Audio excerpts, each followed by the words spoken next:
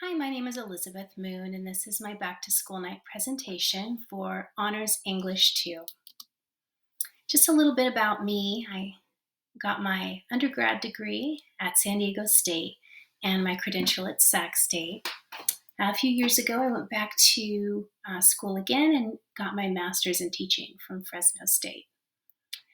And my teaching career I actually started in elementary school in 2008 and have been teaching high school English in Avid since the 2012 school year. I've been at CASA, part of the CASA family, since spring of 2015. And there's a little picture of my family there. I have 3 kids, and my husband teaches at Bella Vista. So, a little bit about COVID guidelines before we get started on class structure. Part of the district's guidelines is that you have to wear masks at all times properly. You can see in the little picture there that the nose must be covered and the chin and mouth must be covered as well. So please talk to your student about making sure they're wearing their mask properly every time they're indoors. I'm also trying to make sure that students turn in most assignments online to avoid passing germs back and forth with papers. And I also encourage you to have your student bring a water bottle. Not all of the drinking fountains on campus are on right now. So please encourage them to bring a water bottle and refill it with one of the water bottle fillers on campus so they can stay hydrated. So this is an honors class, and one of my goals is to help prepare them to be able to move on to AP Language their junior year or AP Literature their senior year. So we will be doing a lot of reading, analyzing literature, and a lot of writing to prepare them for the amount of writing required in both of those courses.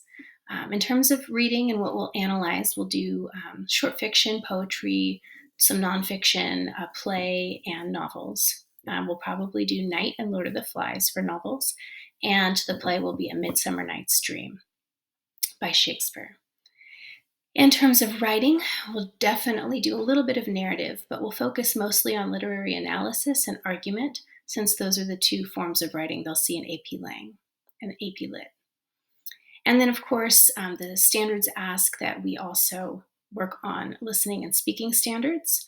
So we'll be doing a lot of discussion, some presentations, and maybe a dramatic interpretation. And of course, listening and note-taking.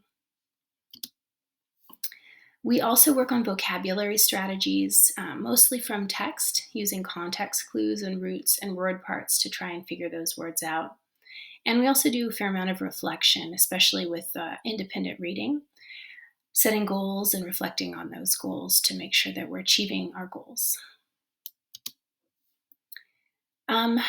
As I said, we do independent reading throughout the entire class in Honors English 2. There are a lot of research-based reasons to have students read regularly from books that they choose.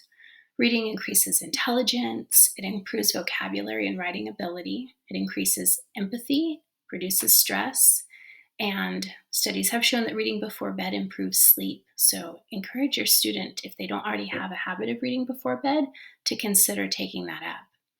And of course, the biggest reason is we want them to increase their reading stamina so that they're prepared for college. A college freshman has to read between 200 and 600 pages a week, depending on their major. And of course, the goal with independent reading is for them to improve where they are right now. So if you want to help your teen become a better reader, here's some ways that you can help out at home. Obviously, encouraging your teen to read is the top way. Read books together, give books as gifts, talk with them about what they're reading, taking them to the library or the bookstore helps. Setting up a quiet homework and reading time as part of their daily routine is a big deal.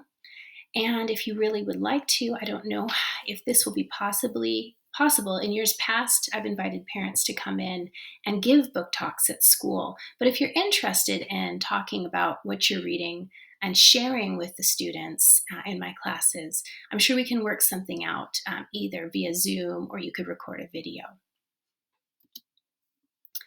Homework, we always have independent reading. I expect students to read at least 2 hours a week outside of class. That can be broken down however they like.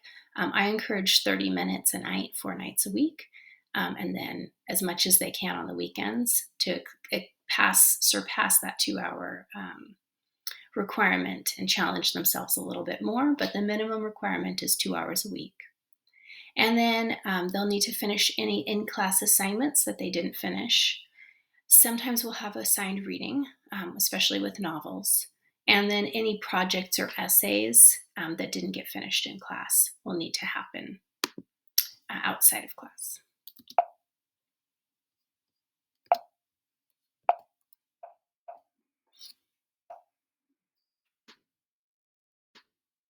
Sorry about that. My grading policy is as follows. Most of the summative assessments will be in that 80% of their grade. So, as you can see, mostly their grade is dependent on how they do with what happens at the end of a unit. The classwork and homework percentage of their grade is just 20%. So that's that practice portion of the unit. So where we're still learning, we're trying things out, we're improving, and you're not expected to show what you know quite yet. And students do receive letter grades for both academic and citizenship grades.